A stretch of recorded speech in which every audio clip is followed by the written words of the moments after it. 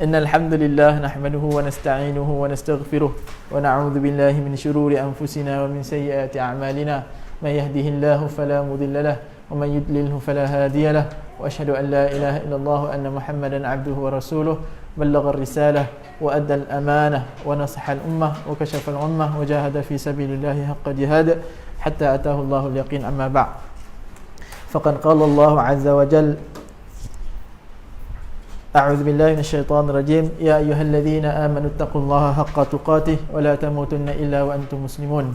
فقد قال الله عز وجل: يا أيها الناس اتقوا ربكم الذي خلقكم من نفس واحدة وخلق منها زوجها وبث منهما رجالا كثيرا ونساء واتقوا الله الذي تساءلون به والأرحام إن الله كان عليكم رقيبا. فقد قال النبي صلى الله عليه وسلم: من سلك طريقا يلتمس فيه علما سهل الله له طريقا إلى الجنة atau kama qala Nabi sallallahu alaihi wasallam. Baik, tuan-tuan yang dimuliakan oleh Allah Subhanahu wa taala, rasanya macam lama sangat kita tak jumpa sehingga kan hadis pun kita dah tak tahu mana satu. Saya duk rasa dah habis dah bab lalu, sebab saya duk puluh nak habiskan tu hari. Dah habis kan bab wuduk tu. Pasal kita pernah suka dia kali. Dah habis kan bab wuduk kan. So kita masuk bab baru lah. Bab masuk tandas, bab al-istitabah. Kalau Al-Imam Abdul Ghani Al-Maqdisi dia namakan ini dengan bab al-istitabah. Al-istitabah berasal daripada perkataan tabah kan. Perkataan daripada benda yang nak baik, benda yang nak suci. Maksudnya ini adalah bab bagaimana bersuci masuk tandas. Bagaimana masuk tandas, keluar tandas, bagaimana apa yang perlu dilakukan, adab-adab yang dilakukan ketika di dalam toilet dan sebagainya. Baik, kita terus masuklah hadis yang pertama tanpa kita buang masa. An Anas bin Malik radhiyallahu anhu anna Nabi sallallahu alaihi wasallam kana idza dakhala al-khala qala Allahumma inni a'udzu bika minal khubuthi wal khaba'ith. Baik, daripada Anas radhiyallahu anhu katanya, Anas radhiyallahu anhu ini adalah siapa dia? Anas bin Malik ni sahabat. Dia adalah sahabat Sigharus Sahabi.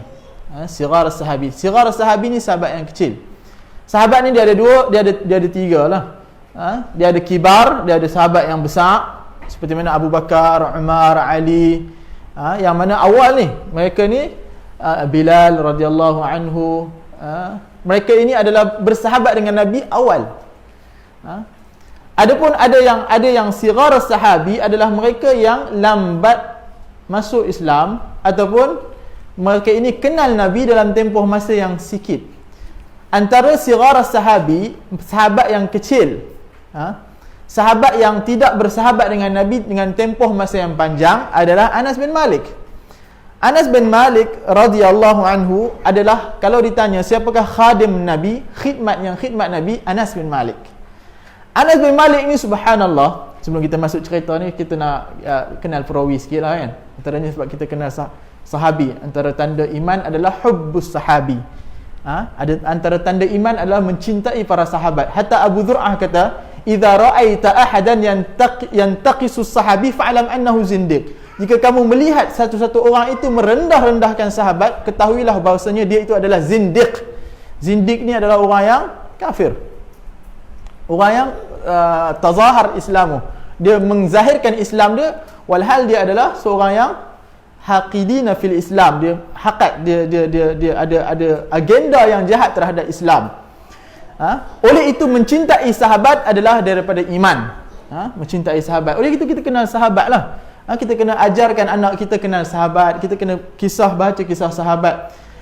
Okey, Anas bin Malik ketika mana Nabi SAW berhijrah daripada Mekah ke Madinatul Munawwarah, maka ketika itu Anas baru umur dia 10 tahun.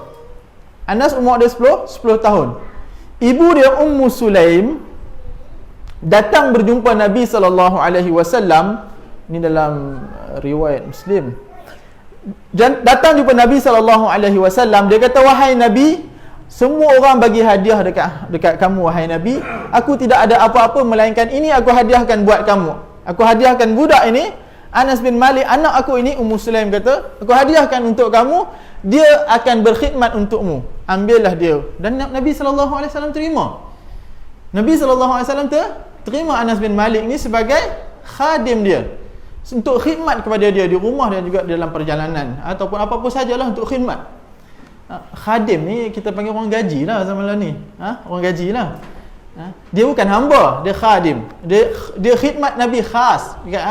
Sebab tu nanti bila mana kita lalui hadis-hadis berkaitan dengan toilet, masuk toilet, khidmat gini, khidmat gitu, buang najis gitu, kita akan jumpa adalah Anas bin Malik.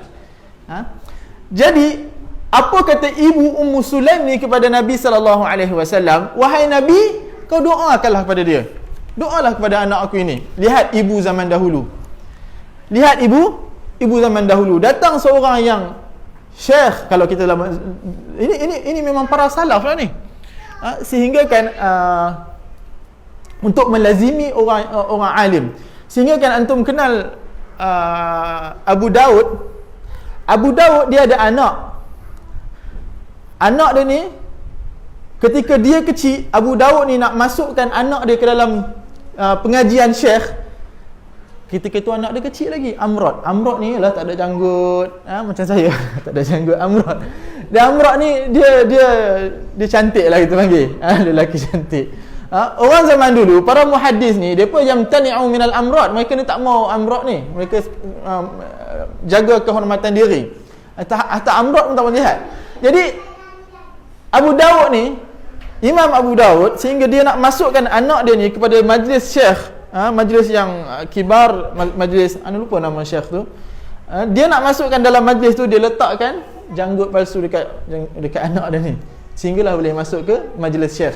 Ini kita ke depan lah. Ke belakang balik, inilah yang dilakukan oleh Ummu Sulaim.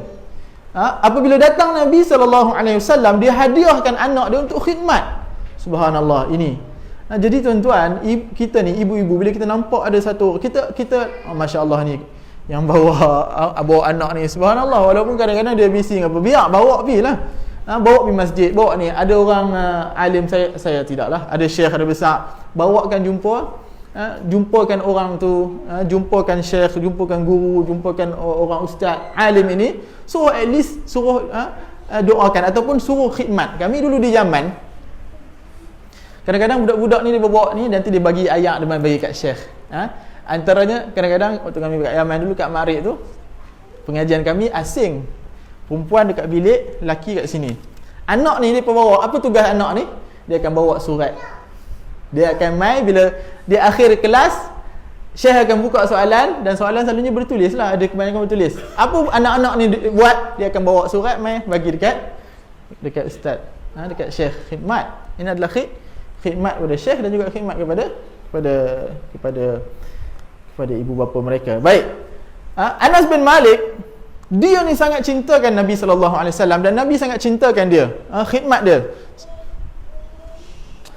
Apa ibu Ummu Sulaim ni suruh, kata doakan dia. Maka Nabi SAW doa dia, wahai Allah, panjangkan usia dia, Allahumma atil umrah, wa wasi' rizqah. Wahai Allah, panjang wakfir waladah, wahai Allah, panjangkan usia dia, perbanyakkan anak dia, dan murahkanlah rezeki dia, dan masukkanlah dia dalam syurga. Dan doa Nabi SAW makbul. Kata Anas bin Malik, aku punya kebun anggur dengan kebun kurma berbuah setahun 2 kali. Orang lain setahun sekali, tapi Anas bin Malik berbuah 2 kali.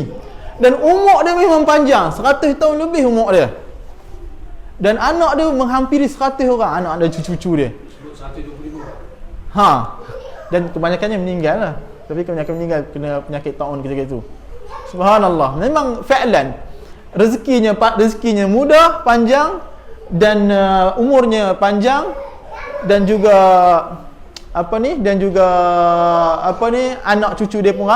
anak cucunya pun ramai. Dan dia adalah sahabat yang terakhir, sahabat jalil, sahabat yang besar terakhir meninggal. Ada seorang lagi sahabat, Abu Tufail Amru, dia meninggal. Itu sahabat itu meninggal pada tahun 100 Hijriah. Anas bin Malik meninggal lebih kurang dalam tahun 90 Hijriah. 90 Hijriah kalau saya tak silap. Ya. 90 Hijrah 90 Hijriah atau ada setengah kata 91. Ada setengah riwayat kata muarikh para historian kata 92 Hijriah. Ala kulli hal ni khilaf mereka dekat-dekat jelah. Dia akhir sahabat jalil, sahabat yang kibar, sahabat yang besar meninggal. Selepas tu ada satu orang sahabat lagi meninggal pada tahun 100 Abu Tufail meninggal. Baik.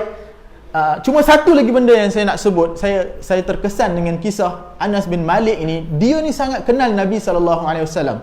Dia khidmat kepada Nabi ni 10 tahun. Dia kata aku khidmat kepada Nabi SAW 10 tahun. Nabi SAW tak pernah kata wala yaqulu li uffan qat. Tak pernah dia kata kat aku tak pernah. Tak pernah dia kata tak pernah. Dia tak pernah cakap kat aku, dia tak pernah cakap dekat aku juga, kenapa hang tak buat ni? Dia tak pernah cakap kat aku, buat ni. Kenapa hang tak buat ni? Kenapa hang tinggalkan ni? Dia tak pernah cakap kat aku macam tu. Subhanallah. 10 tahun khidmat kepada Nabi hari-hari. Nabi tak pernah cakap uff. Kalau dalam Quran wala taqul lahum uffin wala tanharhuma kan. Uff ni dalam bahasanya kata lah. Ini kepada orang gaji lah. Kalau kita hanya orang gaji lah, orang gaji. Jadi subhanallah, akhlak Nabi sallallahu alaihi wasallam. Dan dia Anas bin Malik ni, dia punya cita-cita dia supaya dia bertemu Nabi sallallahu alaihi wasallam. Nanti dia kata dekat yaumul mahsyar nanti dia kata ana khuwaidimuka Unais. Wahai Nabi, aku ni khuwaidimuka. Khadim ni kalau isim tasghir kita belajar fu'ail jadi fu'ail. Nabi panggil Anas Unais. Nabi panggil dia ya Unais. Kalau kita kitab ni besar. Kalau jadi kecil, ini kita panggil kitab Kutaib kecil. Dia ada ni bahasa Arab lah. Bila dia kata fu'ail ala wazan fu'ail, kitab kalau jadi Kutaib dia jadi kecil. Nabi panggil dia apa? Unais. Nabi Unais. Nanti dia kata aku berangan-angan supaya nanti, sebab itu nanti dia kata, dia tanya kalau aku tak jumpa dekat kamu wahai Nabi, kat mana aku nak jumpa kamu? Jumpa aku dekat Sirat. Atau kalau tak jumpa aku dekat Telaga Zamzam. Kalau tak jumpa aku kat Telaga Zamzam, jumpa aku kat Mizan. Aku tak salah kat tiga benda ni. Mana-mana tiga benda ni. Subhanallah, akhlak Nabi sallallahu alaihi wasallam. Ini the best. Nabi hatta Aisyah sendiri pernah kata Nabi tak pernah marah. Melainkan kepada benda yang dalam agama. Perkara dunia Nabi tak pernah marah. Subhanallah. Kita lah tak tahu lah berapa kali marah. Baik, kita teruslah. Kata Nabi SAW, dia kata Anas bin Malik, anna Nabi SAW kana idza dakhala al-khala, apabila Nabi SAW dakhala al-khala, khala ni apa terjemahan antum? Tandas lah. Ini tak disebut di tempat buang air besar kan. Okeylah, tak apalah. Khala ini memang khala ini asal perkataan dia adalah khala ni khulwah. Kita biasa dengar khalwat kan? Khalwat. Khalwat ni kenapa dia katakan khalwat? Tempat sunyi, orang tak nampak. Bersendirian. Kita pergi ditangkap khalwat. Maknanya tempat sunyi, orang tak nampak, bersembunyi. Itu asal dia. Asal sama perkataan khala khulwah. Kenapa dinamakan khala? Sebab orang zaman dulu tak ada toilet.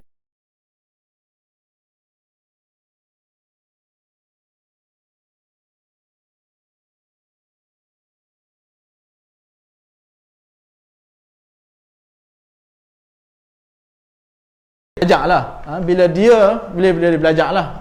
Min babi sunnah, apabila dia masuk toilet, dia tak buang air kecil diri kat tempat yang sebelah-sebelah tu. Sebab apa? Ini yukhalifu sunnah. Tak katalah benda ni haram kan? Tak adalah haram.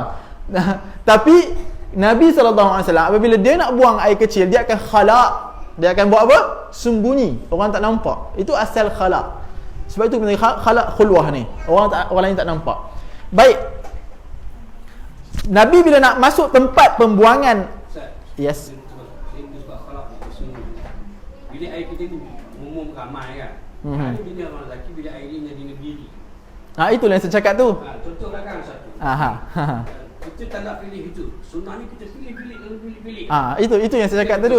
Itu yang saya cakap tadi, mimba bi sunnah adalah kita masuklah ke dalam bilik, walaupun susah sikit, susah pun tak banyak. Nak masuk nak kunci sikit saja. Ataupun tunggu sat. Melainkan ramai tunggu tak ada sangat, lepas je lah dekat situ. Tunggu. Takut lagi kencing dan seluar naya pula. Okey.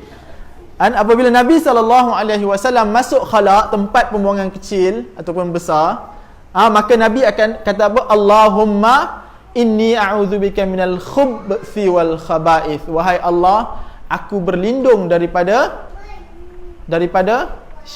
syaitan jantan, khaba'ith dan betina. Kan kita pernah baca hadis, saya pernah baca hadis bahawasanya sesungguhnya tempat tandas itu adalah berpenghuni. Siapa penghuni tandas? Jin dan syaitan. Ada dalam satu hadis, tapi saya tak cek lagi hadis tu. Dia kata antara kita apabila kita masuk toilet dengan menyebut nama Allah dan baca doa ni, maka aurat kita akan terpelihara daripada ayunul jin, syaitan, daripada penglihatan syaitan. Dan mohon inilah cantik, nanti saya nak cari balik, saya nak confirmkan hadis tu. Baik, saya rasa hadis yang kedua ada tak ada apa kan? Hadis ni simple. Hadis ni menunjukkan bahawasanya sunnahnya apabila nak masuk toilet, nak masuk tandas, sebelum masuk, Allahumma inni a'udzubika minal khubuthi wal khaba'is. Ajarkan kepada anak kita, atau ajarkan kepada diri kita, dan kita baca tu kita faham maksud dia. Wahai Allah, aku berlindung daripada jin, syaitan betina dan syaitan jantan dan betina. Dan sebab tempat itu memang toilet itu tempatnya adalah berpenghuni. Penghuninya adalah syaitan dalam hadis. Kita dah lalukan hadis tu. Baik, hadis yang kedua. Hadis yang ke berapa dalam buku tu? Ini ke-12. Ke-12. Baik, hadis yang ke-12. An Abi Ayyub Al-Ansari radhiyallahu anhu qala Rasul sallallahu alaihi wasallam, idza ataitumul khala fala tastaqbilul qiblah bighaitin wala baulin wala tastadbiruha walakin syarriqu aw gharribu. Hadis ini adalah hadis daripada Abu Ayyub Al-Ansari. Ya akhi, kalau tadi Anas bin Malik, kita boleh lihat cinta Anas bin Malik, kita boleh lihat pula cinta Abu Ayyub Al-Ansari kepada Nabi sallallahu alaihi wasallam. Kalau kita baca kisah cinta para sahabat kepada Nabi ni, ya Allah, kita rasa jauh sangat kita dengan para sahabat. Benarlah, sahabat itu memang praktikkan, memang betul. Kata barang siapa mendakwa bahawasanya dia barang siapa mendakwa dia beriman ataupun dia mencintai Allah, fattabi'uni yuhibbukumullah wa yaghfir lakum dhunubakum, maka ikutlah aku, kata Nabi SAW, maka Allah akan ampunkan dosa kamu. Dan para sahabat fi'lan memang mereka ini gila-gila dalam ikut Nabi SAW. Kita panggil gila lah, memang sangat gila ikut Nabi SAW, sehingga kadang-kadang tak tahu apa benda, logik akal pun dia ikut. Kita kadang-kadang lah ni kita kena tahu tak logik ni, tak logik pun. Tapi para sahabat logik akal daripada letak belakang dulu, depa ikut dulu Nabi, ittiba'an Nabi SAW. Dan cinta mereka memang betul kepada Nabi SAW, bukan di mulut. Abu Ayyub Al-Ansari radhiyallahu anhu, cinta dia betul kepada Nabi SAW start sebelum Nabi sampai ke Madinah lagi. Orang Madinah ni yang sampai, kan dalam Al-Quran, walladzina tabawwa'ud dar wal iman, apa ayat dia? Iman min qablihim yuhibbuna man hajara ilaihim wa la yajiduna fi sudurihim hajatan mimma utu wa yu'thiruna ala anfusihim walau kana bihim khasasah. Mereka ini orang yang berhijrah, orang yang menerima hijrah ini daripada orang Ansar yang menerima orang yang berhijrah ni. Mereka ni dalam hati mereka ni tidak ada hasad dengki langsung terhadap apa yang diberikan Nabi SAW terhadap muhajirin ini. Tak ada. Wala yajiduna fi sudurihim hajatan mimma utu wa yu'thiruna ala anfusihim walau kana bihim khasasah. Dan mereka mementingkan keperluan orang Ansar, walaupun keperluan orang muhajirin, walaupun mereka ini ada kepentingan. Wa yu'thirun, mereka ithar, ini kita ithar, mereka korbankan. Kan sehingga kita pernah dengar Abdul Rahman bin Auf disatukan dengan seorang sahabat Ansar, siapa nama dia, sehingga dengan sahabat ni dia nak ceraikan bini dia. Dia kata aku nak ceraikan bini aku, dan aku nak bagi dekat hang, habis iddah dia aku bagi dekat hang, kemudian setengah harta aku kau ambil lah. Tapi Abdul Rahman tak ambil, tak terima. Sebab tu tak sah. Kita dengar cerita sahabat ceraikan bini mereka kan. Sahabat ceraikan bini, tak cerai, tapi nak berlaku. Cumanya Abdul Rahman bin Auf tak, dia kata tak payah. Tunjukkan aku dekat mana pasar, aku nak berniaga. Dan antaranya ialah Abu Ayyub Al-Ansari. Ketika mana Nabi SAW sampai daripada Mekah ke Madinah, maka orang-orang ini, mereka, antum pernah dengar lagi, tala'al badru alaina, itulah dia tu, daripada bernasyid, daripada berqasidah, min thanayatil wada', daripada bernasyid. Yang perempuan-perempuan semua duduk atas bumbung, perempuan-perempuan, kanak-kanak semua duduk atas bumbung. Cinta mereka, perasaan kasih mereka terhadap Nabi dah sampai sebelum Nabi sampai kepada mereka. Sebelum Nabi sampai ke mereka. Sehinggalah bila Nabi sampai, semua pakat nak mari masuk rumah kami, mari menghadiri rumah kami, mari duduk rumah kami. Tapi Nabi kata biarkan aku punya tunggangan ni yang menentukan. Sehinggalah dia sampai dekat kawasan rumah Abu Ayyub Al-Ansari. Abu Ayyub Al-Ansari ambil terus barang Nabi SAW, dia bawa masuk rumah. Nabi kata al-mar'u ma'a rahilatih. Seseorang itu bersama barang-barang dia. Sekali Abu Ayyub Al-Ansari ni, dia pun masuklah rumah Abu Ayyub Al-Ansari. 7 bulan duduk dekat rumah Abu Ayyub Al-Ansari. Abu Ayyub Al-Ansari ni mula-mula dia nak suruh Nabi duduk dekat bawah, Nabi duduk dekat atas, min tabaqatul ulya. Dan dia duduk kat bawah sebab dia rasa satu orang insan yang terpuji, satu orang insan yang sungguh Nabi ni pesuruh Allah, takkanlah aku nak duduk dekat atas, kaki aku dekat atas dia, aku duduk dekat atas dia. Tapi Nabi kata tak payahlah, aku nak duduk rumah, aku duduk bawah, supaya orang datang ziarah aku mudah. Sehinggalah tak selesa Nabi Ayyub Al-Ansari ni dengan isteri duduk kat atas, sehingga satu malam tertumpah ayak. Ini dalam Muslim, ada cerita riwayat Muslim ni. Tertumpah ayak kan, dekat zaman dulu bukannya batu. Takut menitik jatuh bawah. Waktu tu ada selimut yang pada Abu Ayyub Al-Ansari ni dengan isteri dia, selimut tinggal satu tu je. Waktu tu zaman sejuk, dia ambil, dia basah, dia lap supaya takut air tu jatuh kena Nabi SAW. Dan tidur dalam keadaan kesejukan. Esok bagi tahu kepada Nabi SAW, dia kata tak selesa. Kemudian barulah Nabi duduk dekat atas. Abu Ayyub Al-Ansari. Abu Ayyub Al-Ansari ni, dia ni hari-hari dia akan buat, dalam riwayat Ibnu Hibban ceritakan dalam sahih dia, hari-hari yadakhiru ta'aman li Rasul sallallahu alaihi wasallam. Dia ni hari-hari dia akan buat, dia akan sediakan makanan untuk Nabi. Kalau Nabi tak datang, dia baru dia akan makan dengan isteri dia. Subhanallah. Nabi kalau dia pergi isteri-isteri dia tak ada makanan, Nabi miskin. Nabi hidup Nabi miskin, bukan kaya. Kalau tak ada makanan, Nabi akan pergi rumah siapa? Abu Ayyub Al-Ansari. Satu ketika ni, dalam hadis ni, dalam hadis Sahih Ibn Hibban ni, satu ketika Nabi keluar, kemudian jumpa Abu Bakar tengah-tengah matahari terik. Apa duk buat tengah-tengah matahari keluar ni? Abu Bakar kata, tidaklah yang kami keluar melainkan perut kami sakit, lapar sangat. Tengok Umar pula, Umar pun keluar, sama-sama sakit perut, lapar. Mari kita pergi rumah Abu Ayyub Al-Ansari. Abu Ayyub Al-Ansari tengah-tengah panas matahari tu, Abu Ayyub tak ada kat rumah, duduk dekat pokok kurma berdekatan dengan rumah dia. Dia masuk, Assalamualaikum. Isteri Abu Ayyub Al-Ansari ni, dia kata marhaban laka ya Rasulullah wa man ma'ak. Marhaban, selamat datang pada kamu wahai Rasulullah dan kepada siapa yang ada bersamamu. Nabi kata mana Abu Ayyub Al-Ansari? Abu Ayyub Al-Ansari tu dengar je, Abu Ayyub Al-Ansari dengar suara Nabi, dia mai, Nabi. Subhanallah, marhaban, dia kata, marhaban Nabi, selamat datang. Selalunya tak datang waktu ni. Terus dia faham, dia terus pergi ambil. Tak tanya orang, Nabi tak cakap pun lapar, tapi dia faham. Dia turun, Nabi tak kata tolonglah bagi makan kami semua, tak ada. Terus Abu Ayyub Al-Ansari pergi, dia petik kurma. Dia petik kurma muda, kurma basah, rutab, dia bawa kepada Nabi SAW makan. Dia kata, wahai Nabi, akulah ni, aku akan nak sembelih kambing, nak buat masak. Subhanallah, panjang lah, malah nak cerita panjang lagi jadi kuliah sirah pula. Cumanya kita nak tengok kat sini, ini adalah bagaimana para sahabat ini mereka khidmat kepada Nabi SAW. Subhanallah. Bagaimana cinta mereka kepada Nabi SAW sampai begitu sekali. Sehingga kan Nabi SAW hari-hari para sahabat ni buatkan special untuk makan. Abu Ayyub Al-Ansari ni hari-hari, kalau Nabi tak datang, baru dia akan makan dengan isteri dia. Memang dah prepare siap-siap. Baik, kata Abu Ayyub Al-Ansari, kata dia, qala Rasul sallallahu alaihi wasallam, Abu Ayyub Al-Ansari ni dia meninggal dekat Konstantinia. Konstantinia adalah Istanbul. Istanbul. Dia ikut pada tu waktu dia ikut dengan Yazid bin Muawiyah. Waktu zaman Muawiyah dia ikut, dia perang. Dia ni memang Abu Ayyub Al-Ansari ni memang kaki perang. Dia ikut perang habis semua.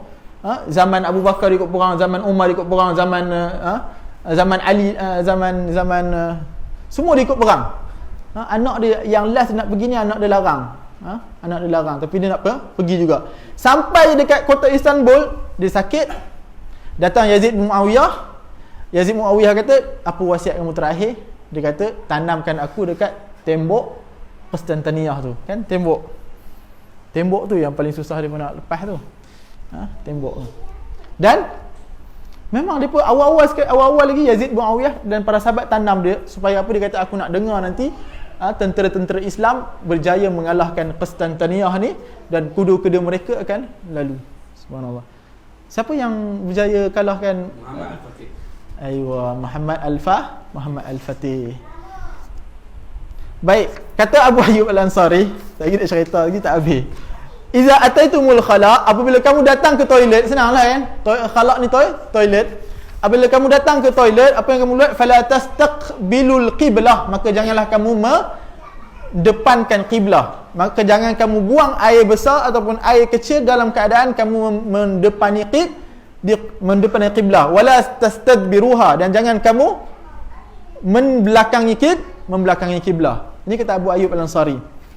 Walakin syarriqu aw gharribu, akan tetapi menghadaplah ke timur ataupun ke barat. Jangan mendepani kiblah. Ibarat ni depan ni kiblah, belakang ni adalah Baitul Maqdis. Terbalik kan? Kalau depan ni kiblah, belakang belakang kita Baitul Maqdis. Nabi kata jangan mendepani ataupun jangan membelakangi. Jangan memberi depan ataupun bagi buntut. Membelakangi kiblah. Akan tetapi ke kanan atau syariqu, timur ataupun barat. Kata Abu Ayyub Al-Ansari, qala Abu Ayyub Al-Ansari, faqadimna Syam, maka kami pun pergi ke Syam. Fawajadna marahid tubna nahwal Ka'bah, maka kami mendapati ada marahid ni tandas. Marahid ni tandas. Kami mendapati ada toilet yang dibina mendepani qiblah. Kaabah lah. Mendepani Kaabah. Fananharifu anha wa nastaghfirullah, dan kami pun berpaling daripadanya serta kami pun beristighfar kepada Allah. Baik.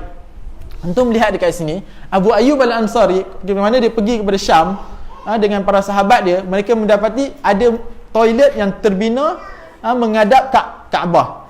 Maka apa yang mereka buat? Mereka ada dua kemungkinan kat sini. Fananharif wa nastaghfirullah. Kami pun berpaling, kemudian kami beristighfar. Pendapat yang pertama, pendapat yang kedua, kami gunakan toilet tu dalam keadaan kami mendepani kiblah, kemudian kami kemudian kami tahu ia adalah kiblah, kami beristighfar di atas perbuatan kami itu.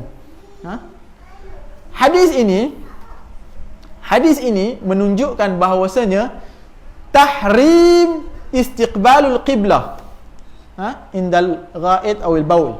Haramnya mendepani qiblah, hukum dia haram mendepani qiblah ketika mana nak buang air kecil ataupun membuang air besar. Sebab dalam kaedah usul fiqh kita akan belajar an-nahyu yufidu tahrim. Kalau kita belajar, larangan itu akan membawa kepada tahrim, hukum haram. Apabila ada la je larangan, apabila ada la tu, dia akan menyebabkan hukum haram. Adakah semua larangan akan menyebabkan hukum haram? No juga. Nanti kita akan tengok dalam bab lain bagaimana larangan tidak menyebabkan jadi hukum haram. Ini kaedah usul. Tapi dekat sini sepakat hatta al-Imam Syafi'i, Imam Malik, Imam Ahmad mengatakan haram mendepani kiblat ketika nak buang air kecil ataupun buang air besar. Sekarang mari kita cek rumah kita. Toilet rumah kita mendepani kiblat atau tidak? Toilet sini tak ada lah, bukan? Toilet masjid kita mendepani kiblat ataupun tidak? Kita cek. toilet tempat awam lagi kita tak tahu kiblat, memang tak apalah. Yang penting rumah kita atau masjid kita mendepani kiblat atau tidak. Ustaz, bukankah ada hadis yang Nabi pernah buang hajat di rumahnya mendepani kiblat, membelakangi kiblat? Okey, sekejap kita tengok hadis lepas ni. So hadis yang sekarang ini, so kita tak mau lompat kepada hukum lain. Hadis yang sekarang ini menandakan hukum haram. Settle Ada pertanyaan? Tak, tunggu dulu. Kita pergi kepada next hadis, baru kita akan nampak bagaimana Abdul Ghani Al-Maqdisi dia susun hadis ni supaya ada benda-benda yang kita akan faham. Okay, so next hadis. Hadis yang ke-13. An Abdullah bin Umar ibn al-Khattab radhiyallahu anhuma annahu qala raqitu yawman ala baiti Hafsah fara'aitu Nabi sallallahu alaihi wasallam yaqdi hajatahu mustaqbil asy-Syam mustadbir al-Kibrah Ka'bah wa fi riwayah mustaqbil Bait al-Maqdis. Baik. Hadis ini diriwayatkan oleh Abdullah bin Umar ibn al-Khattab radhiyallahu anhu. Abdullah ibn Umar, sikit je saya tak mau panjang. Abdullah ibn Umar ini adalah anak Umar. Ini lagi gila ikut sunnah Nabi sallallahu alaihi wasallam. Orang kata dia gila. Orang kata dia gila sebab satu ketika dalam keadaan safar ni selepas wafatan Nabi lah. Orang lain semua jalan straight je. Ibnu Umar ni dia jalan sekejap pusing sana, pusing sini, pusing sana. Kita majnun anta ya Ibnu Umar. Hani apa Ibnu Umar, gila ke? Orang lain straight pusing-pusing. Dia kata no, aku pernah nampak Nabi ikut jalan ni. Jadi aku nak tatabung asar Nabi sallallahu alaihi wasallam. Subhanallah. Sampai macam tu sekali. Apa logiknya? Ada apa? No, sebab subhanallah para sahabat. Mereka ni memang dalam pegang pada sunnah itu, subhanallah, ajib. Sangat pelik. Dia anak Umar, dan dia Abdullah bin Umar antara orang yang sangat syadid, sangat ketat dalam ikut sunnah Nabi sallallahu alaihi wasallam. Baik, katanya raqitu yawman ala baiti Hafsah. Aku panjat satu hari rumah Hafsah. Aku panjat lah, adalah hajat dia tu, wallahu a'lam lah. Aku panjat ala baiti Hafsah. Kemudian aku nampak Nabi sallallahu alaihi wasallam, faraitu. Hafsah ni siapa? Hafsah ni isteri Nabi sallallahu alaihi wasallam. Kakak dia lah. Kakak iyalah. Kakak dia. Hafsah ni anak Umar. Ni dia punya nama dia Abdullah ibn Umar. Dia kata apa? Aku panjat rumah Hafsah satu hari dan aku nampak Nabi sallallahu alaihi wasallam yaqdi hajatahu mustaqbila asy-Syam, dan aku nampak Nabi tengah buang hajat dalam keadaan mendepani Syam, mustadbiral Ka'bah, membelakangi Ka'bah. Okey, baik. Walhal hadis yang pertama, Nabi kata fala tastaqbilul qiblah wala tastadbiruha. Janganlah kamu mendepani kiblah ataupun membelakangi kiblah Ka'bah. Membelakangi Ka'bah, mendepani Ka'bah atau membelakangi larangan. Hukum dia haram. Hadis ini Abdullah bin Umar kata dia nampak Nabi tengah buang hajat dalam rumah, tengah buang hajat dia dalam rumah dalam keadaan membelakangi Ka'bah. Okey, so para ulama dekat sini bincang. Para ulama bincang. Sebab tu ya akhi, saya banyak kali sembang ni, banyak kali saya sebut. Kita nak tetapkan satu hukum ni, kita bukan lihat satu hadis saja. Kita perlu kumpulkan semua hadis dalam bab. Kalau kita pegang hadis yang tadi satu saja, haram lah tadi, memang haram lah. So hadis ini, bila mana waridnya hadis ini, maka Al-Imam Syafi'i, Imam Ahmad, Imam Malik mengatakan bahawasanya, mereka bincang. Tapi jumhur ulama mengatakan bahawasanya kalau di dalam bangunan, sebab ini dalam rumah. Hadis ini menunjukkan bahawasanya kalau dalam bangunan, maka dibolehkan mendepani kiblat ataupun membelakangi kiblat. Hadis Abu Ayyub Al-Ansari tadi adalah hadis yang dekat bukan dekat dalam bangunan. Bukan dalam bangunan. Di tempat lah, kita panggil dekat fadha', dekat tempat lapang. di tempat lapang. Tapi yang tadi adalah dalam bangunan. So boleh faham So kat rumah kita dekat masjid boleh ke tak boleh kalau mendepani? Hukumnya memang para ulama jumhur ulama membolehkan. Tapi kalau kita lihat balik hadis Abu Ayyub Al-Ansari tadi, dalam bangunan ke tak? Bangunan lah tu. Ra'ainal marahid tubna nahwal Ka'bah, nahwal qiblah. Dalam toilet, dalam bangunan. Maksudnya dalam toilet lah, dibina kan? Bukannya lapang, bukannya maksudnya tempat yang terbuka. Dalam bangunan. Sebab itu para ulama nanti bincang lagi, sehinggalah para ulama dulu ada satu lagi pendapat yang mengatakan bahawasanya membelakangi sahaja boleh, mendepani tak boleh. Dalam bangunan. Okey, boleh faham tak ni? Muka tak boleh faham. Membelakangi boleh. Hadisnya apa? Hadis daripada Abdullah bin Umar ni. Membelakangi boleh, tapi mendepani tak boleh walaupun dalam bangunan. Dan pendapat ini dipilih oleh Syekh Al-Utsaimin. Dipilih oleh Syekh Utsaimin. Sebab iskal dengan hadis yang satu lagi. Ala kulli hal, tak apalah. Ala kulli hal benda ni khilafus sa'ikh. Benda ni khilaf yang okey, kita tak perlulah nak bergaduh. Cumanya sebagai talibul ilmi, pelajar agama itu, dia sentiasa cari jalan untuk keluar daripada khilaf. Dia cuba cari jalan untuk keluar daripada khilaf. Maka dia cari jalan dalam bab ini, walaupun dia di rumah, walaupun dia di masjid. Kalau kita nak bina masjid, nak bina rumah, kita pastikanlah toilet kita tidak menghadap ke kiblat.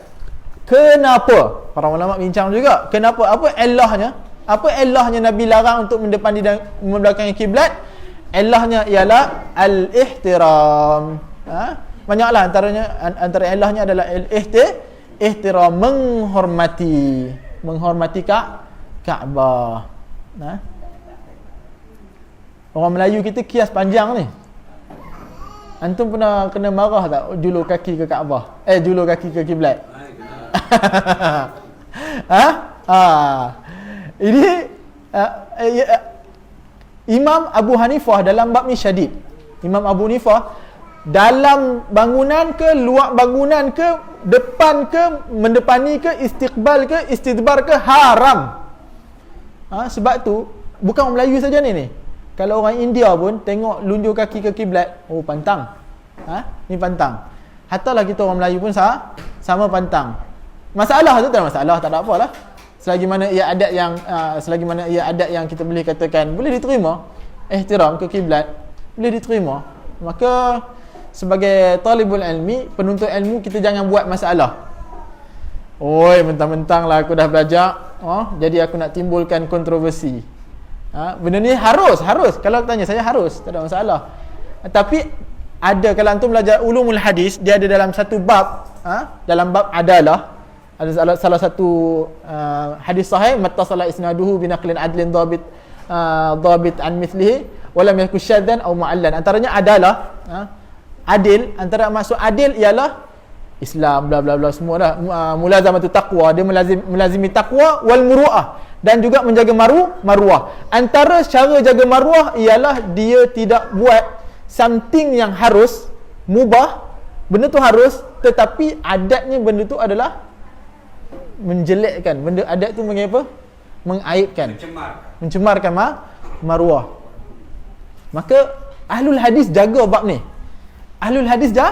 Jaga bab ni. Walaupun benda tu harus, tapi mereka jaga. Baik, subhanallah. Jadi benda ni kita kena praktik lah. Mentang-mentang kita tahu benda tu harus, jadi kita saja nak mencampakkan diri kita ni supaya orang tohmah kita. Nanti aku nak jadi juara lah. Tak kita nak jadi juara. Tak payahlah, kita tak payah nak buat kontroversi. Benda tu simple lah, saya kata. Baik. Mustadbiral Ka'bah. Jadi konklusinya ialah, saya katakan bahawasanya talibul ilmi, orang yang belajar sunnah, orang yang pelajar ilmu, dia sentiasa cari jalan untuk keluar daripada khilaf. maka dia mana-mana tempat pun cuba. Kalau dah di rumah dia tu, macam rumah saya, memang toilet dia rumah sewa, bukan kita buat sendiri. Memang toilet dia menghadap ke kiblat. Apa yang kita boleh buat? Toilet kita luas kan? Kita toilet pula, jadi kita boleh waktu duduk tu kita sengit sikit. Sengit. Settle masalah. Tak ada masalah. Okey. Kalau tengok payah. Kalau tengok payah. Kalau tengok payah je. Boleh lah kita sikit-sikit. Baik, hadis yang seterusnya.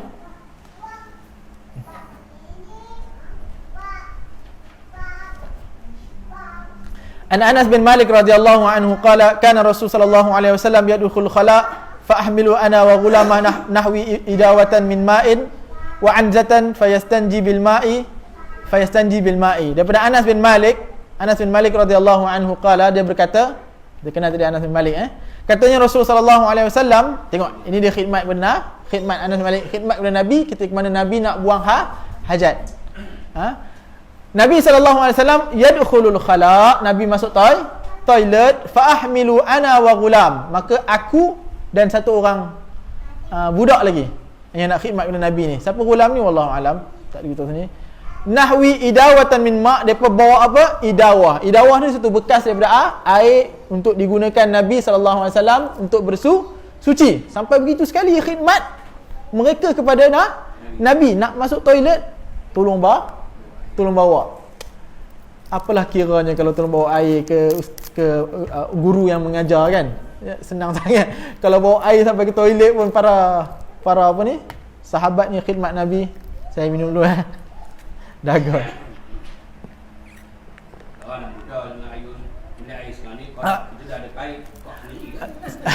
Sekarang antum jangan jadi zahiri tau. Jangan jadi zahiri saya. Lepas ni tiba-tiba ada guru nak pergi toilet, bawa air. Ustaz, saya masuk sekali, saya tolong tapi kalau tolong buka, saya tolong buka air saat ni. Okey tak ada apa masalah. Ada saya jumpa kawan tu kayak Syekh kami bagi tahu lah. Saya ingat lagi Dr. Mustabah. Dia bagi tahu, ada dia kata orang ni belajar sunnah ni, dia tu sunnah lah. Dia ni pegang mutasyaddid, dia pegang kuat sangat dengan hadis ni sampai kan dia tak meraihkan hikmah di sebalik hadis tu. Okey, ada satu orang ni pemuda, dia nak kahwin. Bila dia nak kahwin, dia kata, kamu nak kahwin bila? Saya nak kahwin umur saya 25. Dia kata, habiskan dulu belajar dulu. Habiskan belajar baru kahwin. No, 25. Sunnah Nabi. Nabi kahwin umur 25. Apa kata ustaz? Kata kalau macam tu kahwinlah dengan umur perempuan 40 tahun. Sebab Nabi kahwin dengan Khadijah sedangkan umur dia 40 tahun. Khilaf lah, 40 tahun, ada yang kata 27. Pendapat yang kuat sebenarnya umur Khadijah 27 ataupun 30. 40 tu pendapat yang paling lemah lah tu.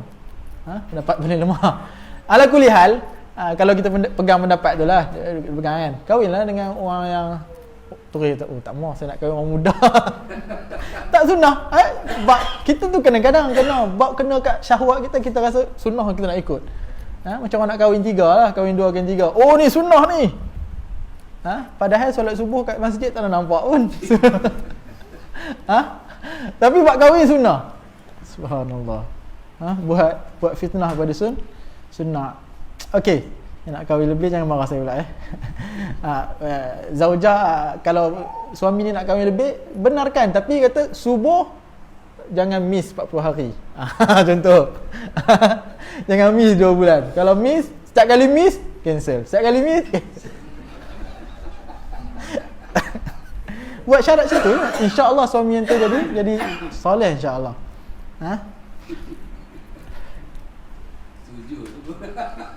Ada satu kisah lagi dah. Dia kata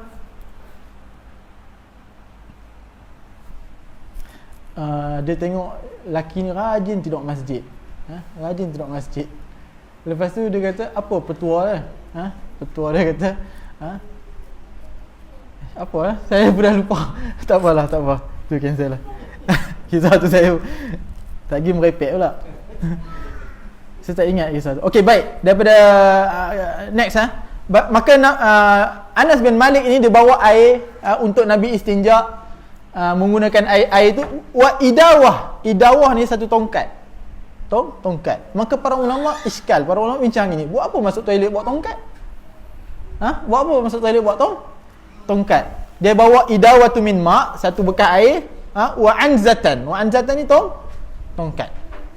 Fayastanji bil ma', dan Nabi pun beristinja menggunakan air. Maka para ulama bincang dekat ini. Yang pertama ialah istinja afdal menggunakan air. Apa hadisnya? Ini. Antara hadisnya adalah ini. Afdal istinja adalah menggunakan air.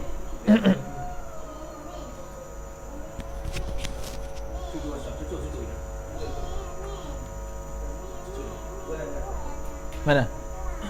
Ni apa dia? Dah tu dah. Lagi. Analis itu. Marah kot.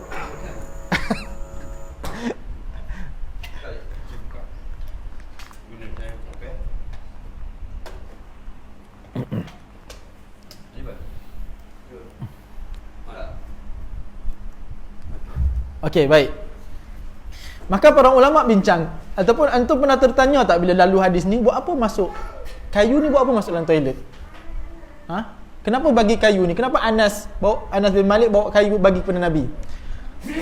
Dan perkara inilah bermain di fikiran para ulama. Dan antara yang mereka kata adalah ini kayu ini adalah antara mereka yang mengatakan, mereka kata untuk digunakan Nabi pacak kayu tu dan Nabi sangkutkan baju. Boleh terima tak? Boleh jadi.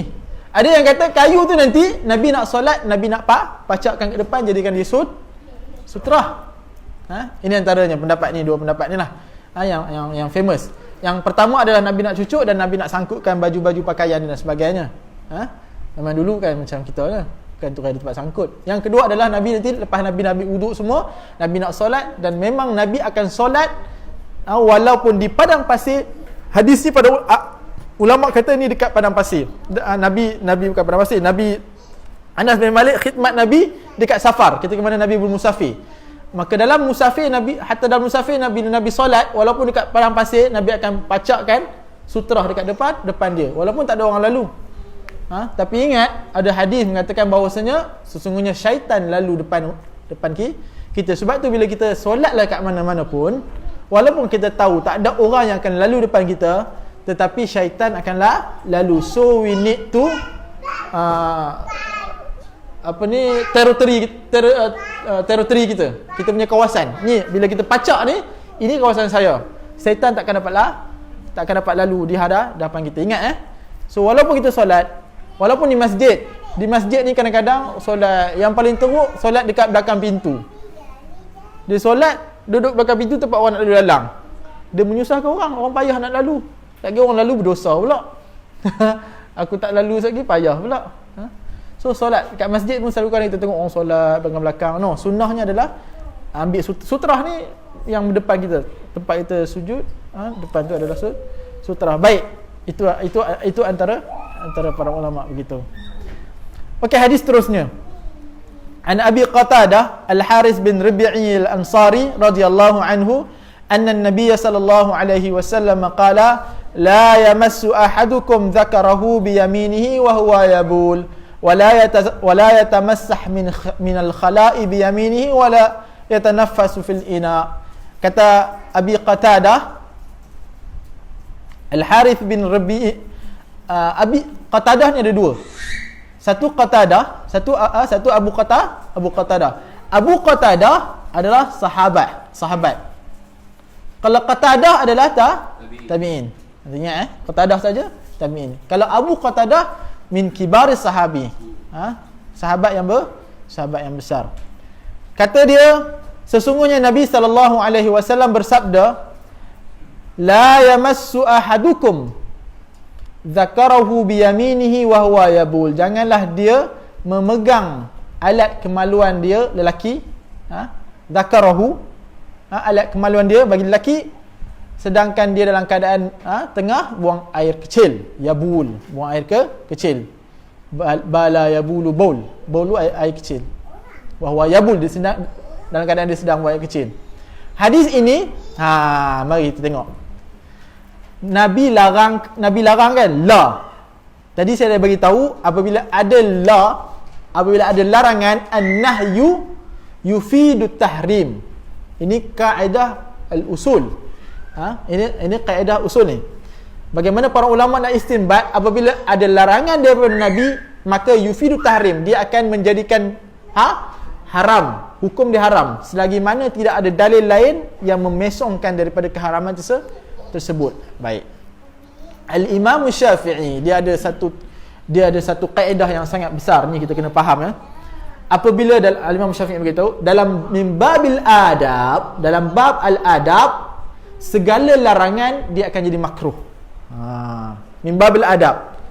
Contohnya bab adab, dalam toilet pegang, jangan basuh kemaluan dengan tangan kanan. Adab, ni adab. Maka ataupun makan tangan makan ni lain, makan ni ada nahi yang keras. Ataupun minum, kat sini mimbabul adab, dia kata wala yatanafas fil ina, jangan kamu bernafas dekat dalam air. Ini adab minum, adab makan, adab dalam toilet, adab dan sebagainya. Bila mana ada dalil yang menerangkan, ada dalil larangan, la ni dalam babul adab, dia bukan yufidu tahrim, dia tidak akan menyebabkan tahrim, bahkan dia akan menyebabkan makruh. Oleh itu, apa hukumnya bila ditanya, apa hukumnya di kalangan di sisi Syafi'iyah, mazhab Syafi'i, atau mazhab jumhur pun ni, mazhab Syafi'i, hukum memegang kemaluan ataupun membasuh kemaluan menggunakan tangan kanan, hukum dia makruh. Makruh. Maka boleh buat lah ustaz. Makruh untuk dibuat, sunnah untuk ditinggalkan. Tagline orang Melayu. Dalam kaum Melayu lah, orang macam makruh untuk ditinggalkan, sunnah untuk dibuat. Jadi hukum dia makruh. Wala yatamassah minal khala', dan jangan dia cuci, yatamassah, sentuh ataupun cuci daripada khala' ni, daripada buang air besar. Khala' ni asalnya sunyi, maksudnya tempat ni dikiaskan kepada untuk buang air besar, kemudian disamakan untuk buang air besar ataupun kecil. Dan jangan dia basuh, dalam bahasa orang kampung saya, jangan basuh berak lah. Keras tak bunyi dia, tak keras kan. Straight to the point lah. Jangan basuh berak guna tangan biyamini, dengan tangan kanan. Kalau guna tangan kanan, apa hukum dia? Makruh. Majoriti. Melainkan sebahagian, kalau tanya Zahiri, confirm mazhab Zahiri haram. Haram ni mazhab Zahiri. Wala yatanaffasu fil ina', jangan kamu bernafas dalam ina'. Apa maksud jangan bernafas dalam ina'? Contoh, kalau saya minum ni, saya bernafas. Adakah bernafas dalam ina'? Ina' tu bekas. Jangan kamu bernafas di dalam air ketika minum. Kalau saya minum ni dengan straw, bernafas tak dalam air? Tak, alhamdulillah orang buat straw. Maksudnya bila kita minum, glu, kita bernafas. Itu adalah makruh. Nabi bila minum 3 kali, Nabi suruh minum 3 kali, 3 teguk. Bukan 3 kali, 3 teguk. Minum, nafas kat luar. Minum. Ini nak ajar budak kecil payah ni. Saya duk ajar anak saya gitu kan. Kan budak-budak selalu bila dia dah agak, okey, dah. Okey, nafas dulu kat luar. Okey, minum balik. Macam tu. Dalam bab saintifiknya, sainsnya, kita punya pernafasan ni, kita sedut oksigen, kita lepaskan karbon dioksida. Karbon dioksida ni tak bagus. Tambah karbon dioksida orang yang serokok. Lagilah tak bagus. Jadi mudarat dekat air. Dia akan menyebabkan kuman kat air, subhanallah. Ini antara ni lah. Wala tanaffasu fil ina'. Okey, so kalau ditanya apa hukum dia? Hukum dia sunnah menggunakan tangan kiri. Dalam hadis yang lain, sebelum ni saya tak baca hadis ni. Kata Aisyah, dia kata kana Nabi sallallahu alaihi wasallam yujibu at-tayammun fi tana'uli. Nabi sallallahu alaihi wasallam suka menggunakan belah kanan di dalam tana'uli, di dalam pakai kasut. Ada tak kita baca hadis ni? Ada. Ini hadis belakang ni kita dah terlepas. Saya rasa kita terlepas satu hadis. yujibu at-tayammun fi tana'ulih, dalam memakai kasut, wa tarajjulih, dan dalam dia sikat rambut, Nabi akan sikat belah kanan dulu, kemudian baru belah kiri, wa tuhurihi, dan dalam keadaan bersuci. Dalam keadaan wa tuhuri. Suci ni maksud apa? Suci bukan suci seberak semua ni, Suci contohnya ni, basuh tangan kanan, nak basuh ambil wuduk kanan dulu kan, tuhur. Ini suci juga ni. Basuh suci daripada hadas kan. Tangan bukan suci daripada najis. Suci daripada najis tangan kiri. Suci daripada hadas ni, tangan kanan dulu, baru tangan kiri. Wa fi sya'ni kulli, dan dalam setiap semua benda Nabi suka mulakan dengan kanan. Sehingga kan dalam mesyuarat ataupun dalam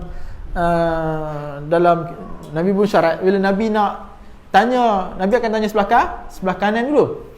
Satu ketika sebelah kanan dia tu adalah orang yang sigar, orang yang kecil. Yang sebelah kiri dia adalah orang yang besar, orang penting lah. Apa yang Nabi buat? Kalau kita start sebelah kiri dulu lah, bukannya tahu apa, AJK je, ni pengurusi ni. Ni pengurusi ataupun ni imam ni. Nabi buat apa? Nabi minta izin. Saya nak tanya ni dulu. Subhanallah. Nabi minta izin. Minta izin supaya dia tanya sebelah kanan. Baik. Jadi setiap benda dia kaedah, setiap benda yang baik, setiap benda yang cantik, setiap benda yang elok mulakan dengan kanan, setiap benda yang tak elok mulakan dengan kiri. Berakhir dengan mula dengan kanan, berakhir dengan kiri. Mulakan benda tak elok bermula dengan kiri, berakhir dengan kanan. Gosok gigi, kanan dulu ke kiri? Kanan dulu. Bercukur, kanan dulu ke kiri? Bercukur dulu ke tiap? Cukur dulu ke tiap? Kanan dulu baru kiri. Gosok gigi pun belakang, kanan dulu baru kiri. Lagi apa lagi? Kumur, belah kanan dulu ke kiri dulu? Mana boleh? Tak boleh tolong. Tak boleh. Okey. Hadis yang seterusnya. Saya nak habiskan ni. Satu bab ni habis terangnya malam ni. An Abdullah bin Abbas radhiyallahu anhuma qala. Abdullah bin Abbas juga adalah sigar tabi'in, sigar sahabi. Ketika dia sama macam Anas bin Malik. Waktu Nabi dia sempat bersahabat dengan Nabi tak lama. Dia waktu tu gulam. Dia waktu dengan Nabi adalah budak, belum balik lagi. Dia bersahabat dengan Nabi. Oleh itu kita panggil dia sigarus sahabi. Akan tetapi Abdullah bin Abbas ni dia adalah faqih. Terutama di dalam bab tafsir Al-Quran. Sebab itu sebab Nabi SAW pernah doakan dia.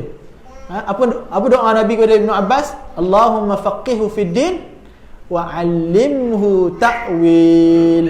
Wahai Allah, faqihkanlah dia di dalam agama dan ajarkan dia ta'wil. Ta'wil ini kalau kita belajar Al-Quran, dia ada dua, satu tafsir, satu ta'wil. Tafsir ni kita sekadar zahir. Ta'wil dia ada istinbat jauh, kefahaman yang jauh, itu ta'wil. Ada sebahagian kata ta'wil dengan tafsir sama je lah, tapi yang hakikatnya ta'wil dengan tafsir lah lain. Ta'wil ayat mutasyabihat, itu kena belajar lain. Itu lain. Okey, baik. Kata Abdullah bin Abbas, dia kata marra an-nabi sallallahu alaihi wasallam bi qabrain. Nabi sallallahu alaihi wasallam lalu di dua kubur. Faqala innahuma la yu'adziban, sesungguhnya dua orang penghuni dalam kubur ini tengah dalam seksaan. Wa ma yu'adzibani fi kabir, tidaklah mereka berdua ini diseksa dalam dosa-dosa besar. Adapun yang pertama, amma ahaduhuma fakana la yastatiru minal baul. Dalam buku tu salah, dalam buku antum tu salah. Mana saya tahu salah sebab saya ngajar kat Ustaz, ada student pakai buku tu. Nanti saya beritahu apa salah dia. Adapun antara kedua mereka, yang pertama fakana, apa dalam buku tu dia, siapa pakai buku tu? Apa terjemahan dia? fakana la yastatiru minal baul, terjemahan apa? Yang pertama apa aja? Dia apa? Tidak mencari kain penutup. Okey, ini terjemahan yang salah. Terjemahan yang betul ialah, ni cetakan yang snack boleh ni. Terjemahan yang betul la yastatir ni adalah dia tidak menghabiskan buang air kecil tu. Memang yastatir memang maksudnya sutrah, memang betul juga. Sutrah dia tak cari penutup. Terjemahan tu betul juga, tapi maksud kat sini bukannya dia tak cari penutup tu. Kalau tak cari penutup tutup tu, hukum dia sampai kena azab kubur, benda tu tak haram. Kan saya kata tadi kan, benda kita sembunyi-sembunyi ni, buang air besar sehingga tidak nampak pandangan manusia ni tak haram. Haram kalau nampak aurat lah.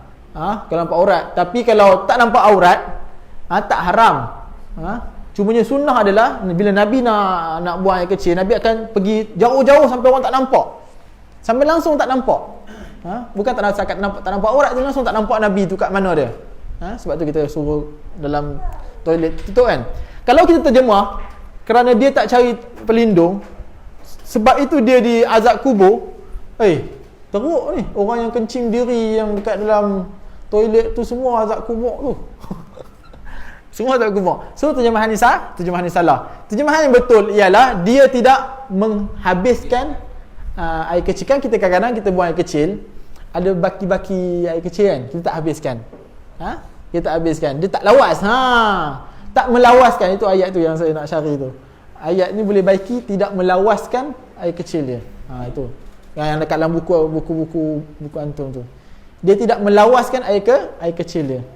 Kan benda ni bukannya benda yang besar kan? Tak lawaskan air kecil. Sebab tu Nabi kata wala yu'adzibana fil kabir. Tidaklah mereka berdua ni diseksa sebab benda yang besar. Yang pertama sebab mereka tak kencing, tak lawaskan air kecil mereka. Yang mana menyebabkan dia dalam keadaan bernajis. Bila menyebabkan dalam keadaan bernajis, maka dia benda tu tertabuk. Benda tu nanti dia akan solat menggunakan benda yang menggunakan solat pakaian yang bernajis, menyebabkan solatnya tidak sah dan sebagainya. Sebab itulah. Ammal akhar, adapun yang kedua, fakana yamshi bin namimah. Yang kedua, dia ini raja dia jadi batu api. Allah, ini teruk ni. Ni orang Melayu ni suka ni bin namimah ni. Ini dosa besar. Ini bukan dosa kecil. Adapun yang Nabi kata ni fa innahuma la yu'adzibana fi kabir, mereka berdua bukanlah mereka berdua ini tidaklah diseksa dalam perkara besar, menunjukkan benda ni perbuatan besar. Yang pertama simple, tak lawas je, tapi menyebabkan dosanya besar. Kesan dia tu besar. Tak sah solat dan sebagainya. Yang kedua sebab lidah ni je. Sebab lidah datang ke orang, hang tahu tak? Ustaz tu tak ada tauliah. Contoh. Lepas tu dia kutuk sini, kutuk sana, kutuk sini. Lagi saman sana, saman sini. Masuk mahkamah sana, masuk mahkamah sini.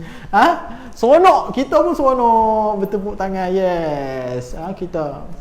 Ya akhi. Ini namimah ni. Batu api. Kerja dia sebarkan berita supaya orang dekat dalam tu diterjemah namimah apa? Dalam buku antum? Mengadu domba. Mengadu domba. Walhal orang yang antara yang kita ditugaskan untuk menyatukan orang. Menyatukan orang. Bukannya mengadu domba. Dosa besar. Disebabkan masukkan mulut. Baik, hadis ini menunjuk lepas tu Nabi kata, Nabi tak habis lagi. Faqalu ya Rasulullah fa akhadha jaridatan ratbatan fashaqqaha nisfain fagharaza fi kulli qabrin wahidah faqalu ya Rasulullah lima fa'alta hadha qala la'allahu yukhaffifu anhuma ma lam yaibasa. Maka Nabi SAW buat apa? Nabi ambil satu jaridah, satu pelepah tamar yang masih basah dan Nabi patahkan kedua-dua, fashaqqaha nisfain, Nabi patahkan dua, Nabi belahkan dua, nisfain, jadi dua bahagian. Satu Nabi cucuk dekat kubur yang pertama, yang satu lagi Nabi cucuk dekat kubur yang kedua.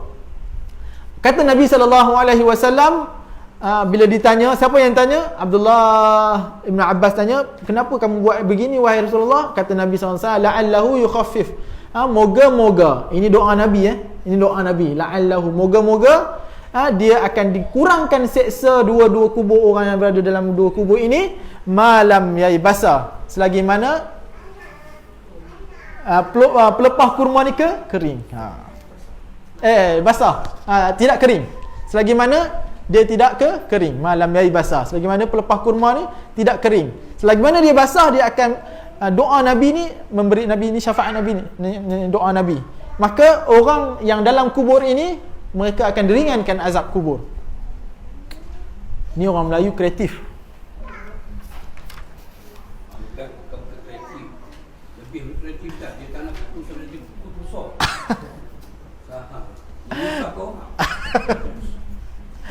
Nipah. Orang Melayu kita, kalau Nabi setakat potong pokok kurma, selagi mana dia hidup lah tumbuhan, selagi mana dia hidup dia basah tumbuhan. Sebab tu Nabi kepak pelepah tamar yang masih hidup, sifat dia basah. Bila dia dah kering, dia selagi mana tak kering, okey. Bila mati kering lah, kering jadi kuning semua. Jadi supaya tak kering, kita tanam pokok. Hadis ni dia special. Okey. Jadi istidlalnya ini. Tapi sebenarnya saya nak kata, para ulama, dia bukan sebenarnya orang Melayu saja ni. Famous dalam mazhab Imam Ahmad sendiri. Imam Ahmad jawaz mengharuskan menanam something supaya selagi mana untuk tasbih. Ini khilaf ni. Tetapi kita kena faham, khilaf ni bukannya sampai kita nak kata bid'ah kata tidak. Ni kena faham tau. Bukannya sampai kita kata ini memang ada yang kata bid'ah, tapi sebab khilaf ni mazhab Hanbali ni. Maktabar Imam Ahmad ni pun sama juga berdasarkan hadis ni. Kalau tak silap saya nanti akan check balik. Saya ada ajak hadis ni. Tapi cuma nanti iskalnya, nanti mereka akan bincangkan hadis ni. Ini adalah khususiah Nabi doa. Nabi doa benda ni. Kalau kita letak doa kita macam mana? Bukannya doa kita bukan seperti doa Nabi. Dan kalau betul, kenapa Nabi tak buat dekat semua kubur macam tu, sehingga kan orang semua. Dan kenapa Nabi tak tanam tu macam tu lah. Ala kulli hal, benda ni kita jangan terlampau keras lah. Sebab dia ada juzur, dia ada perbahasan, dia ada dalam kalangan para ulama yang besar. Hatta Imam Syafi'i, mazhab Syafi'iyah, ulama-ulama besar pun sendiri istidlal dalam perkara ini. Cumanya janganlah sampai kita tanam pokok durian ataupun tanam pokok besar-besar tu, menyebabkan apa? Menyebabkan dia ambil ruang yang sangat besar. Ini no lah. Ini no lah. Ini no. Baik.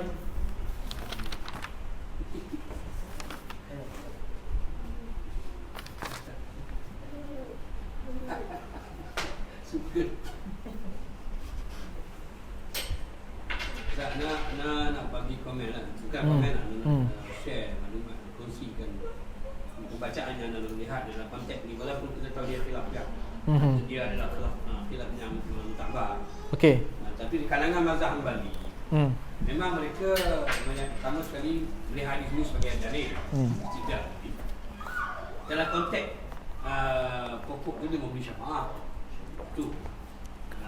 Dalam kalangan mereka sendiri pun berpendapat lagi ataupun berkhilaf lagi bahawa itu khususiat Nabi.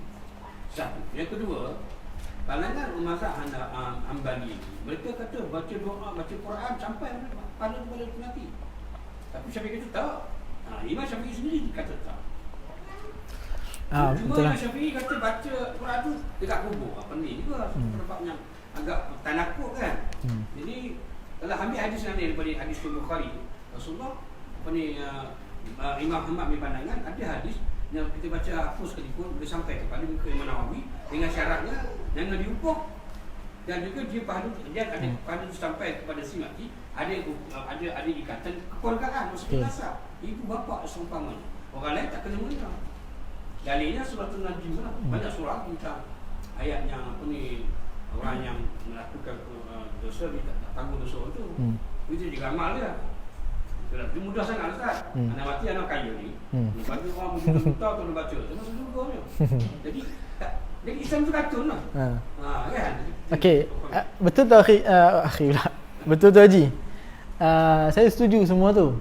Yang saya nak fokus kat sini ialah jangan kita perbesarkan isu ni sampai kita takfir ataupun mengkafirkan, ataupun kita tabdi', membid'ahkan amalan. Sebab benda ni adalah dia ada asas pembincangan yang kuat di kalangan ulama. Contohnya misal yang kita kata baca Al-Quran kepada si mati sampai atau tidak. Khilaf kan? Khilaf muktabar ni. Ada ulama kata sampai. Hatta dalam mazhab Syafi'i ada dua qaul. Ada dua pendapat. Dua pendapat yang nisbahkan kepada Imam Syafi'i. Pendapat yang pertama kata sampai, pendapat yang kedua kata tak sampai. Ala kulli hal. Tapi yang makruf kata tak sampai. Oleh itu yang saya nak tekan kat sini, bukanlah kita nak membid'ahkan di atas perkara khilaf yang muktabar. Tidak, no. Benda-benda yang begini, hatta jauh lagi lah daripada kita mengkafirkan, takfir. Kadang-kadang kita membid'ah atau mentakfirkan ke atas perkara yang bukannya benda tu orang tu buat pun. So kita kena fahamlah benda ni. Sebab tu saya kata tadi, kalau ikutkan macam dengan saya, ikutkan pendapat yang kuatnya sebenarnya ialah ini adalah khususiah Nabi, doa Nabi. Ini adalah doa Nabi. Adapun bila kita buat, tidak ada. Tapi ada sebagian ulama bukannya mensunnahkan, mengharuskan perbuatan itu. Jadi kita jangan sampai benda ni kita bertelengkah sampai ada benda banyak lagi benda yang patut kita keras. bukan kita keras. Ada benda banyak lagi yang perlu kita bincang. Benda yang memang langsung tak ada asal pun dalam. Benda tu memang terkeluar, tidak ada perbahasan ulama. Benda tu memang perkara baharu yang dia reka. Perkara tu yang patut kita penting. Ada pun perkara yang memang ini kita ringan sikitlah kita. Tapi kalau perbincangan ilmiah no problem. Dia kalau masyarakat kita ni yang sama, kita bantah kita kata mereka ni melakukan bidah ialah bermusik pada hari raya. Orang nak bergembira kan, dia bersedihan. Dia sedih, dia seronok, kalau dia sedih baca Quran dulu. Lepas naik lagi dia bawa yang ke Mengkuang, dibawa benda yang tu, dibawanya lemang, ketupat, palas semua dengan air ditarik, tipu, semua situ makan. Dunia ni mesti kita dah cukup. Makan kat mana? Makan kat kubur. Masih buat lagi. Satu. Yang kedua ni yang kubur ni. Mesti tu penyakit juga orang Sofi. Dan orang tak tahu dekat sini betul baiklah. Memang ada ada hujah kita berkhilaf ada pandangan lain, dua kaul dalam Syafi'i dan mazhab lain. Membolehkan. Haruskan. Tapi yang kesan dia sangat buruk ialah pertama orang Islam sendiri tak faham. Masyarakat orang Islam pun pening. Dia kata macam aku juga lah. Cina ada musim dia rayaan bulan. Apa mau dalam tahun tu. Dia bawa lah macam-macam. Kalau musim Pau, hari Pau, uti Pau ni daripada Pulau ni sampai Saudara lah. Dan inilah yang menjadi orang-orang Melayu kita ni pun nak buat begitu. Contohnya di Pulau Melaka kan, gunung-gunung Kuburiun. Tahu. Saya sendiri tengok di jalan Perkasa tu di kubur orang kita. Kubur ayah saya buat sana, ibu, adik sebagainya. Memang betul gaduh. Saya rasa gaduh itu memberi kesan negatif atau positif. Tapi kita nasihat, kita dakwah menegur dengan hikmah lah, dengan hujah. Tapi itu buat lagi lah macam kita gaduh. Dia isu ada dua isu situ sebenarnya. Baca Quran, sedekahkan, dan baca Quran di kubur. Dua isu yang berbeza. Baca Quran, macam contohnya Al-Fatihah. Bila orang meninggalkan Al-Fatihah, itu kita tak perlu engkar pun. Benda itu ada perbahasan yang kuat. Jangan kita, kalau kita memilih tidak ada Al-Fatihah, tak sampai bacaan Al-Fatihah kepada si mayat, kita tidak perlu engkar pun perbuatan itu. Sebab ini adalah permasalahan khilafiyah muktabarah. Kita kena beza juga, ada khilaf yang bukan muktabar. Khilaf tu khilaf syaz, khilaf yang ganjil, tidak perlu khilaf yang datang daripada belah mana-mana aja. Khilaf tu bukan khilaf para ulama, khilaf mana-mana aja, kita kecil je. Orang tu kata boleh. No, tidak ada iktibar, kita tidak meraihkan khilaf yang ganjil. Contohnya Al-Fatihah, kita tak perlu tak payah ni tak sampai, orang tu baru meninggal, kita Al-Fatihah kita terus ini tak sunnah. No. Tapi ada satu benda lah, macam contohnya buat ibadat ritual dekat kubur, ini benda lain. Kalau kita nak ini yang kat sini ni, ritual kat ibadat, sebab Nabi kata la taj'alu qabri masjid, la taj'alu qabri masjidah, jangan menjadikan kubur aku sebagai tempat masjid, tempat beribadah, tempat berzikir, tempat ritual agama dan sebagainya. Ini isu lah, ini isu lain. Adapun kalau sekadar baca sekadar kita bacaan hadiah ni, kita tidak perlu engkar pun. Sebab dia ada permasalahan yang macam isu-isu yang kita belajar ni. Saya sebenarnya kalau nak mengajar saya kalau perasan ini untuk malam ni saya dah tak cerita khilaf sangatlah. Sebab saya rasa insya-Allah untuk level yang seterusnya baru kita akan bincang khilaf-khilaf. Bila kita bincang khilaf-khilaf nanti kita pening banyak. Jadi kita bincang benda yang simple, istifadah yang kita dapat daripada hadis. Saya kira wallahu alam. Kita dah habis hadis kan? Untuk bab istitabah ni, bab daripada masuk toilet dan sebagainya ni. Alhamdulillah. Berapa hadis? 5 hadis Laju ni alhamdulillah. Bila kita tak ni sangat bincang luas sangat, insya-Allah kita boleh habiskan. Tak tahulah bila nak habis kan? Ada kalau sebulan sekali saya tak tahu, bila kalau 5 hadis kali bahagikan 300 hadis dengan 5 lama wallah. Kalau setiap minggu okey lah, boleh lah setiap minggu okey lah. Baik, sebelum kita tutup ada pertanyaan. Ada pertanyaan?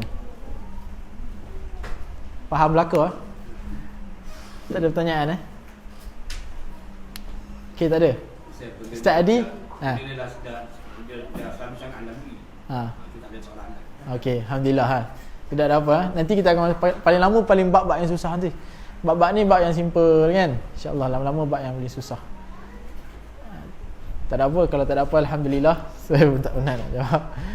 Segala apa yang baik tu daripada Allah SWT, yang kurang tu daripada kelemahan diri saya sendiri.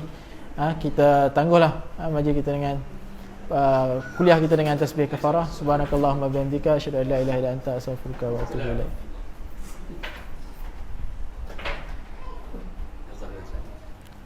Okay.